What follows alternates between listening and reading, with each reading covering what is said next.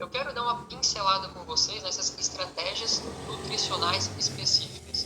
É bem uma pincelada mesmo, mais a título de curiosidade, que pode entrar dentro de uma periodização, porque se fosse falar com um pouco mais de detalhes de cada um, nossa, a gente ia ficar muito tempo aqui. Então, por exemplo, aqui, no início, aqui, estratégia de train low, ou seja, é possível fazer 2 treinos no dia, por quê? Para a gente ficar com uma reserva reduzida de glicogênio muscular. E aí isso vai nos trazer algumas adaptações favoráveis. Tá? Questão aqui, ó, training fasted, treinamento em jejum, treinando com baixas quantidades de carboidrato, baixa quantidade de carboidrato no pós-treino, no recovery. Sleep low também é uma estratégia que a gente acorda, faz treino um dia, não repõe o carboidrato, no outro dia acorda e vai treinar de novo. Aqui, LCHF, Low Carb High Fat Diet, então é uma outra possibilidade para a gente fazer um estímulo diferente, um estímulo interessante. Tem também a estratégia Train High, então com bastante carboidrato, glicogênio muscular, glicogênio hepático lá em cima, bem cheio. Train the Gut, isso aqui é fundamental, pensando no nosso trato digestivo. Então treinar o conforto estomacal, né? Vou usar um gel, então eu vou treinar usando gel, para ver como é que eu vou me sentir, né? Pode ser que eu tenha uma azia, pode ser que dê um estufamento, que me dê um enjoo, então eu vou testar no treino, tem que treinar. Treinando com esvaziamento gástrico, né? Treinar desidratado, porque às vezes na prova pode acontecer de a gente ficar um pouco mais desidratado, então também é uma possibilidade. Né? Treinar aqui a questão de nutrição durante a prova, então eu vou usar gel, eu vou usar líquido, eu vou usar isso, eu vou usar aquilo, questão da absorção intestinal, então eu vou usar um gel aqui que vai ter glicose e vai ter frutose, hoje por exemplo, amanhã eu vou testar só glicose, né? E alguns suplementos também podem ou não ser interessantes a depender da modalidade. Tá? Por exemplo, bicarbonato de sódio, betalanina, esses dois eles vão ter um efeito tamponante, ou seja, vai ajudar a reduzir, a dar uma segurada, uma regulada na nossa acidez intramuscular. Assim sendo, permite que a gente treine um pouquinho mais.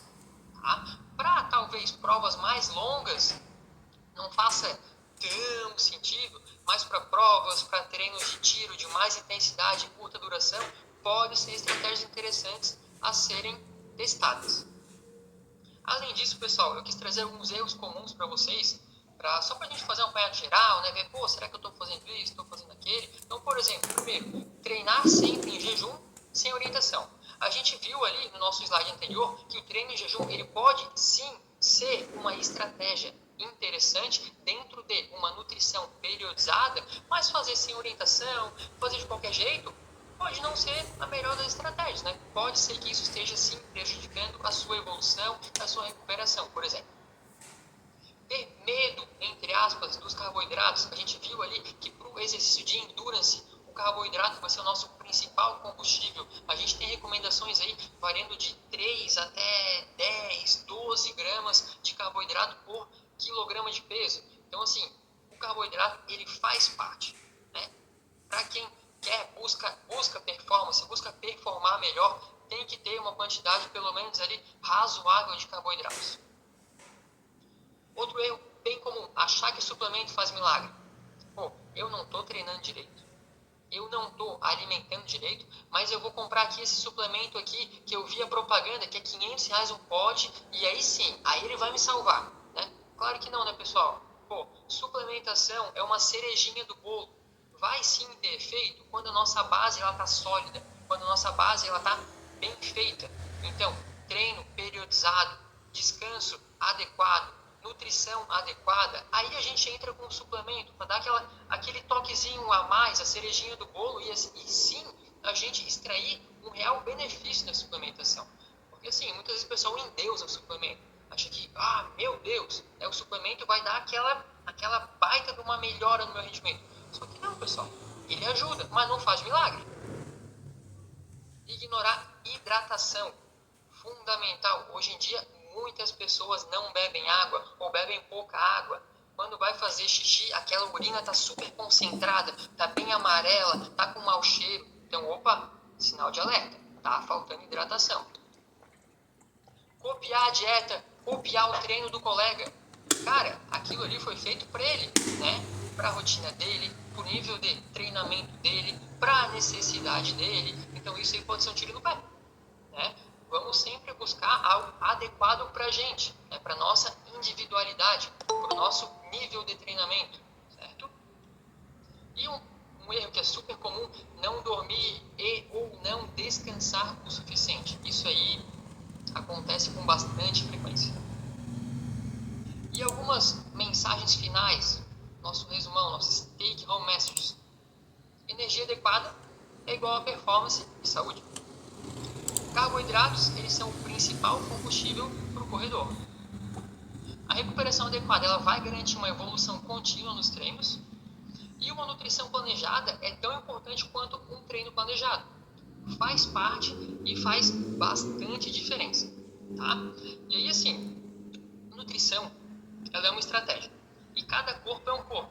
Cada um tem as suas particularidades, tem a sua rotina, etc, etc. E numa consultoria nutricional, a gente consegue elaborar um cardápio respeitando gostos, respeitando rotinas, com toda a devida especificidade. Então, assim, se alguém precisar, né, eu fico à disposição. Se alguém quiser só trocar uma ideia, tirar uma dúvida também, pode me mandar mensagem. O Leandro depois passa o meu contato para vocês, né? E precisando, tamo junto. Fico às ordens para ajudar vocês, tá bom, pessoal? Obrigado, tá? Valeu!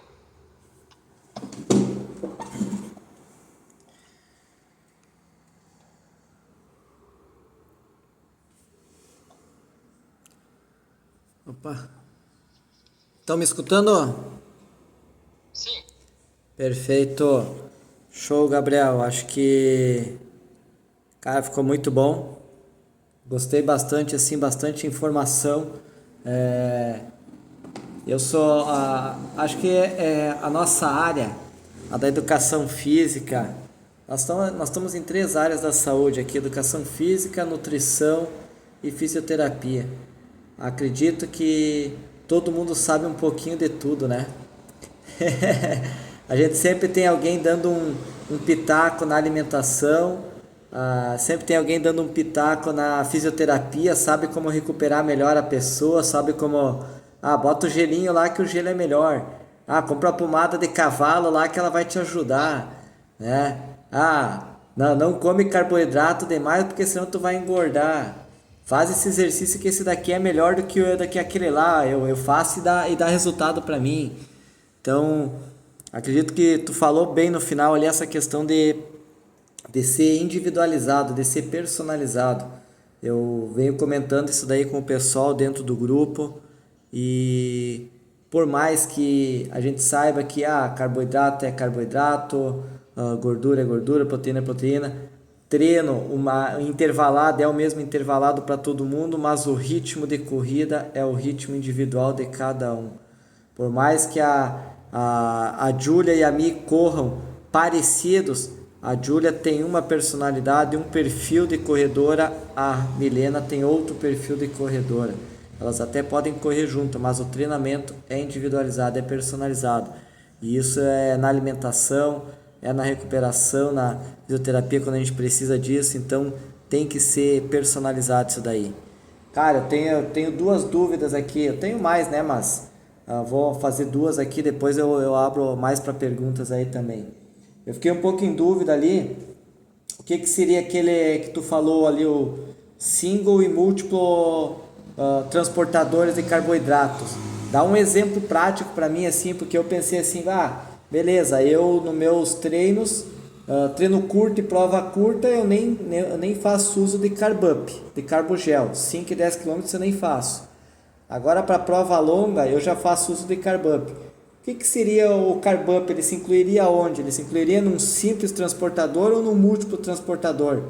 E para maratona, que vai durar 3 horas, adequado seria ali, pelo que eu vi ali pela tabela, seria um múltiplo transportador. O que seria esse múltiplo transportador assim para fazer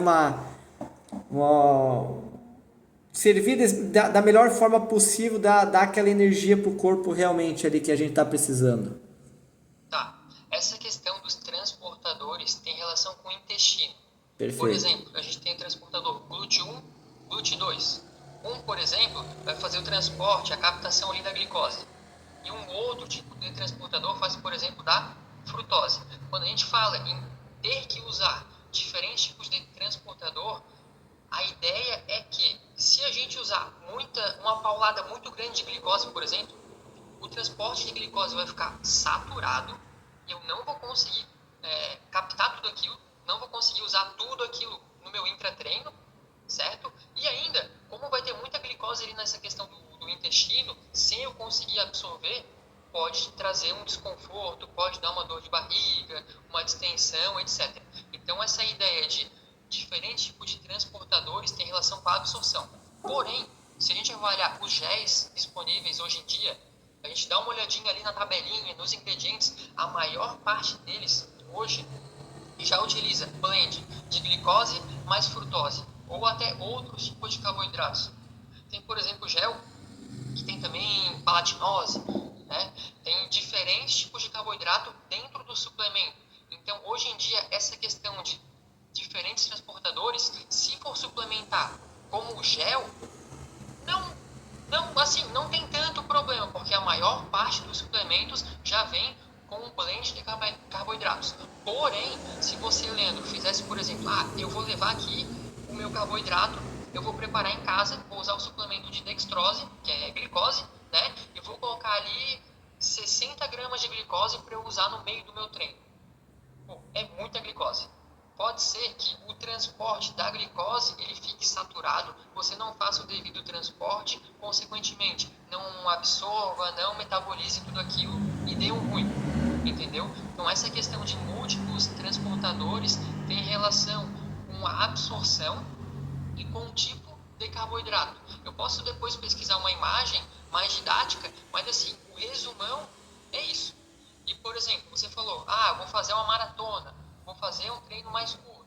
Então, a depender da duração da atividade, a gente vai cair naquele slide das recomendações, né? Maratona minha vai durar 2 horas e meia. Minha maratona vai durar 2 horas. A gente começa a trabalhar com, por exemplo, 60 gramas de carboidrato por hora, ou talvez 90 gramas de carboidrato por hora, se tiver demanda, se você tiver treinado para isso. Então, tudo vai acabar dependendo disso, de como é que está o teu condicionamento, como é que está a tua necessidade, e se tu treinasse a nutrição antes também, né? Porque se tu nunca usou 90 gramas por hora, cara, a gente não vai chegar do nada e testar 90 gramas por hora. Vamos testar 30, vamos testar 40, que vai dar mais ou menos 2 géis. Vamos jogar mais um, 55, 60, mais um, 70. Vamos testando, vamos vendo como é que tu fica. E sempre pensando em combinações de diferentes carboidratos para ter diferentes transportadores. O que tu acha? Deu para esclarecer aí ou eu falei demais? Um pouquinho deu sim, dá para esclarecer sim, é uma dúvida porque às vezes a gente não sabe o que utilizar. Pelo que eu entendi assim que tu falou ali, o carbogel de certa forma seria o mais adequado porque ele já vem numa quantidade mais adequada do que eu pegar e comprar um pó e fazer um a mais ali. Não vai ser transportado. Ele já vai vir numa proporção adequada para tu usar.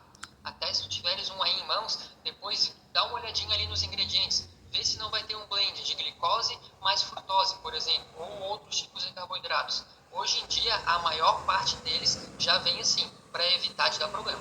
Tá, beleza, não, perfeito. A outra dúvida que eu tinha, obrigado, Gabriel. A outra dúvida que eu tenho, é com relação ao uso do sal. Ele pode ajudar a evitar a gente a ter cãibra durante a prova? Sal. Se a tua cãibra for por conta de perda de eletrólito, no caso sódio, pode sim. Mas, se a tua cãibra for por outros fatores, peraí, vamos voltar lá. Pois é, como que eu vou saber se ela é perda por eletrólito? Vou te dar um exemplo. Que eu tive cãibra na minha maratona e a Júlia também teve agora ali, né, Júlia, no duatlo. Eu tive na maratona na minha coxa, em tudo, geral. Parte da frente, trás, adutores, posteriores, tudo. E como que eu saberia? Tipo, cara, eu comi de tudo. Todos os carb up que eu tinha foi consumido. Eu comi tudo que era eletrólito que eu passava. A única coisa que me veio na cabeça... A única coisa que me veio na cabeça depois que eu terminei a prova, que, cara, eu podia ter perguntado pra alguém assim se tinha sal, alguma coisa assim, cara. Entendeu? E daí no fim não tinha, eu não perguntei, não lembrei e fiquei com a câimbra, tive que reduzir a intensidade e fui até o final. Assim, geralmente esses suplementos de eletrólitos, eles já vêm com uma quantidade razoável de sódio. Além disso, dependendo do gel, também tem uma quantidade ali. É provável que essa tua cãibra não foi por falta de sódio. Quando que geralmente acontece? Em provas mais longas, então próximo ali de 3 a 4 horas mais ou menos, mas quando acontece uma perda de peso por desidratação muito grande, então acima de 1 kg de perda, aí a gente já tem uma perda mais considerável de sódio. Aí a gente entra com a reposição de 500 miligramas, talvez 700 miligramas para cada quilo de peso perdido. Então, assim, se tu conseguiu identificar esses fatores, pode ser que tenha sido por falta de sódio. Mas como você fez uma reposição, é possível que não, que seja por outros fatores, como por exemplo um esforço ali, né, fora do comum, condições climáticas, calor, umidade, né, pode ser por outros fatores. Eu acho, cara, meio difícil de ter sido por sódio, sendo que você repôs sódio, Sim. entendeu? Não, perfeito, então, faz sentido pra mim, faz sentido, que nem eu te disse, eu repouso tudo que dava pra repouso, eu fiz, a Pois única, é, entendeu? Pode ter sido eu por vou questão voltar de, ali vou voltar ali no slide, tá? tá, Vê se tu vai conseguir enxergar aí. já tem que compartilhar de novo, Aham. Aí, agora foi. tá, Foi? foi, Ali, ó. Muscle cramp, câimbras, né? A questão dos... O meu som tá zoado. Aí, aqui. A questão dos eletrólitos é uma possibilidade. Porém, sim, desidratação, calor e umidade, fadiga muscular, né? Questão de treinamento, de condicionamento. Então, um esforço maior do que o normal, uma duração maior do que o padrão, do que o normal, e uma atividade diferente. Essa questão de atividade diferente não entra no teu caso, mas assim, só para a gente ponderar, pô, será que ali, naquele período, antes de você ter a cãibra, não estava dando um gás a mais, né? Como é que estava a umidade, como é que estava a temperatura, será que estava numa condição climática favorável? Porque tudo isso ali vai poder impactar nessa questão. Desidratação, será que só estavas usando os carbogéis ou será que tu repôs água também? Então tudo isso são coisas para a gente levar em consideração. Agora, olhando assim para trás, pô, talvez fique um pouco difícil de identificar certinho o que estava acontecendo, né? Mas são todos fatores para a gente tentar dar uma pensada, dar uma refletida se estava ok ou se não estava ok. E aí aqui, nesse outro slide, o Jokendrup, né? Ele recomenda ali a questão dos eletrólitos, do sódio. Ali na parte superior, ele comenta que geralmente são treinos mais extensos, próximo de 4 horas. Aí aqui, a questão ali de perda de sódio, aí tem que avaliar essa questão do peso corporal. Quantos litros de peso essa pessoa perdeu, né? Pesou antes, pesou depois. Ah, eu perdi 1 kg, eu perdi 1 litro de água, mais ou menos. Aí a gente já entra com a reposição. Mas, tirando essas questões, talvez não seja tão necessário repor eletrólito, repor sódio. Aí depende. A gente tem que pensar, tem que avaliar. perfeito, valeu. Fica aberto para perguntas aí, se o Guilherme quiser fazer alguma pergunta. Nós temos aqui, nunca tinha aparecido isso, a gente já passou desse tempo, mas apareceu aqui para mim que tem 11 minutos ainda de, de Ah, coisa. beleza. Nunca. Apareceu pra mim também, mas nunca tinha aparecido antes. Pois é, outro dia nós ficamos até 15 para as 10 aqui, não apareceu nada. Foi quase 2 horas, né? E foi tranquilo. Eu até tinha dúvidas, mas tudo que eu ia perguntar ele foi falando ao longo da apresentação. Né? Foi bem esclarecido, assim. A questão da alimentação, eu tinha bastante dúvida, foi bem falado ao longo da...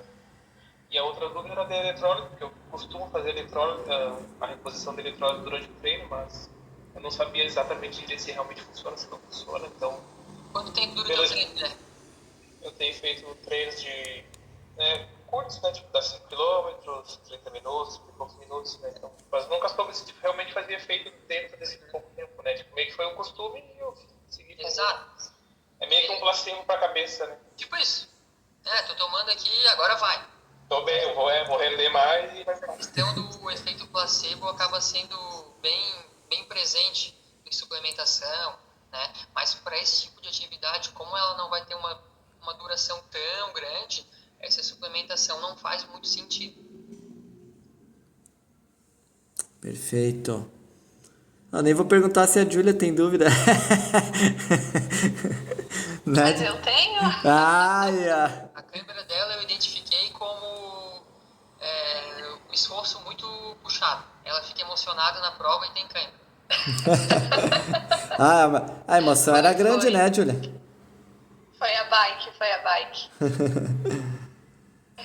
Não, mas eu tenho uma pergunta assim. Deixa eu voltar aqui no slide sobre a predominância. Aquele que falava de gordura, proteína, carboidratos e tal. Ali. Isso, eu vi em algum lugar, eu não lembro onde, que tem uma queima maior de gordura quando a gente faz um treino mais leve por um tempo mais prolongado do que um treino curto num ritmo mais intenso. Isso. Tem alguma veracidade? Faz sentido isso? Por quê? Então, vai, continua a pergunta. Deixa eu tinha finalizado. Vamos supor, para o emagrecimento, seria interessante eu fazer distâncias maiores num ritmo mais leve do que eu fazer distâncias menores num ritmo mais intenso para perda de gordura. Tá, vamos lá. Boa pergunta. A gente tem duas perguntas aí. Pergunta número 1. Essa questão de oxidação do substrato é referente à intensidade do exercício. Então, sim, exercícios com intensidades menores, como a gente consegue ver ali, leve a moderado, né, acaba oxidando um pouco mais de gordura. Enquanto que exercícios mais intensos, eles têm uma predominância mais de oxidação de carboidratos, processo de glicólise.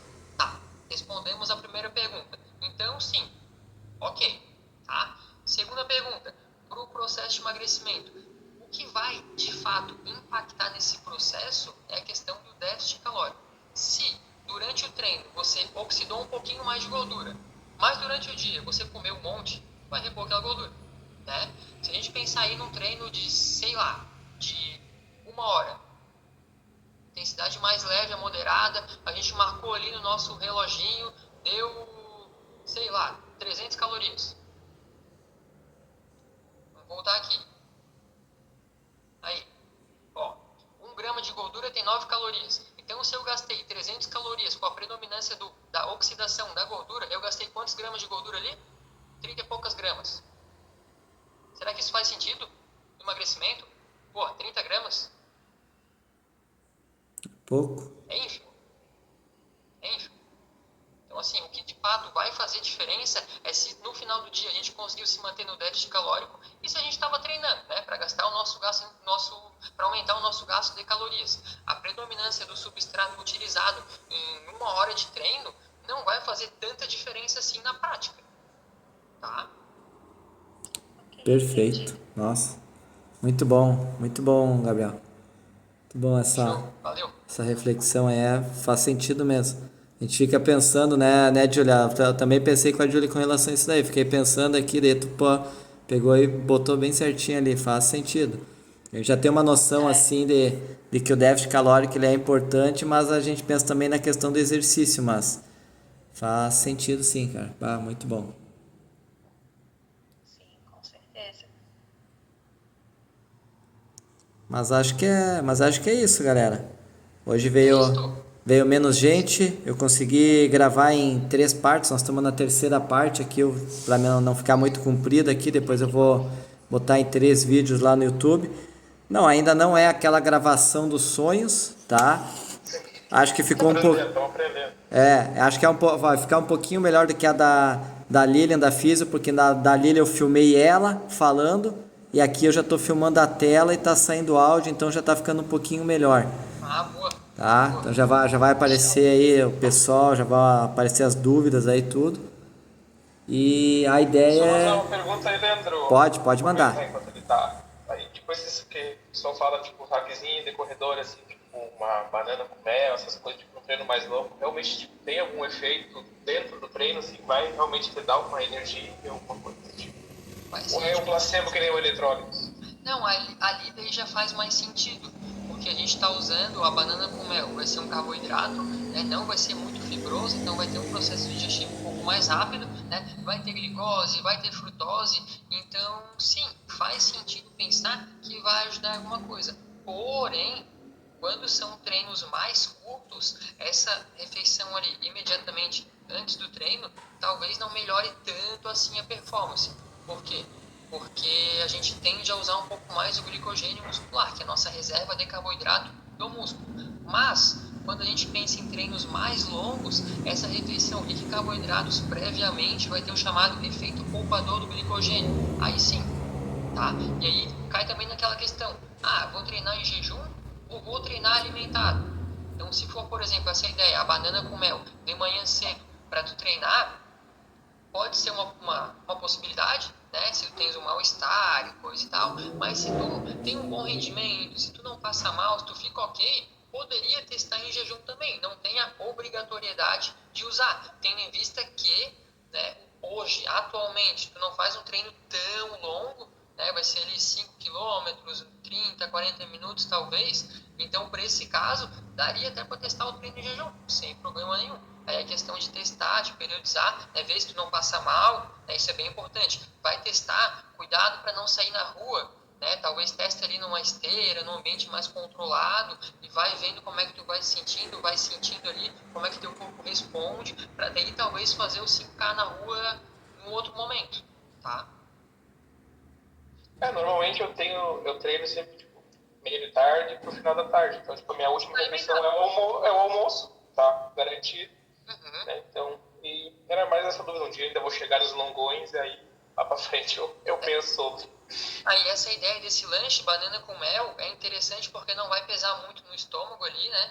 Então, se tens um intervalo curto para digerir, para fazer e já ir treinar, é uma possibilidade que não vai te trazer prejuízo, diferente de vou comer um pão integral com uma pasta de amendoim. Pô, vai ter fibra, vai ter gordura. O processo de digestão vai ser mais lento, vai dar uma pesada a mais do que se comesse uma bananinha com mel. Então faz sentido esse hack de corredor aí, né? Em algumas situações. Em outras talvez não faça tanto sentido. Beleza, valeu. Nada? Quando tu fala em treino longo, mais ou menos quanto tempo, assim? 1 hora e meia, 2? A gente pode pensar naquela referência do Joe Drup de uso de carboidrato em treino, a partir de 75, 90 minutos, então mais ou menos 1 hora e meia, a partir disso mais ou menos, 1 hora e 15, 1 hora e meia, por aí. Perfeito.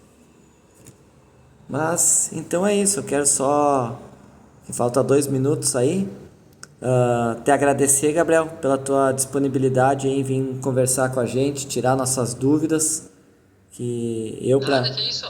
Pra mim Precisando, eu topo outras aí, outras pautas, né, algo mais específico. Hoje foi um geralzão, bem geralzão. Sim. Mas tendo uma ideia aí, Leandro, me dá o toque ali, a gente troca uma ideia e a gente faz outra conversa aí com o pessoal. Show. Eu gosto muito dessa multidisciplinaridade que a gente faz aqui, de trazer outros profissionais. E a ideia é trazer mais profissionais ainda para palestrar, para conversar com o pessoal aí, que sozinho a gente vai longe, né? Aquela história, se a gente vai longe, se a gente tiver acompanhado, a gente vai mais longe ainda. Então, a ideia é que todos nós consigamos crescer juntos aí, vocês, cada um dentro da sua área, nós como profissionais da saúde também, tentando ajudar o maior número possível de pessoas aí.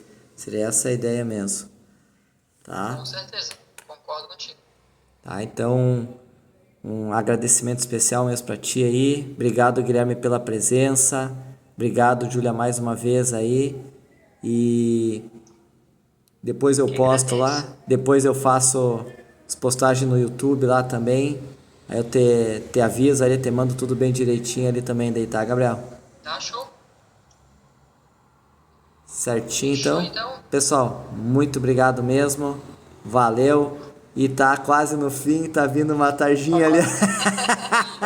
Tá mandando embora. Falou. Tchau, tchau. Obrigada. Tchau, boa noite. Foi um prazer, um abraço. Falou.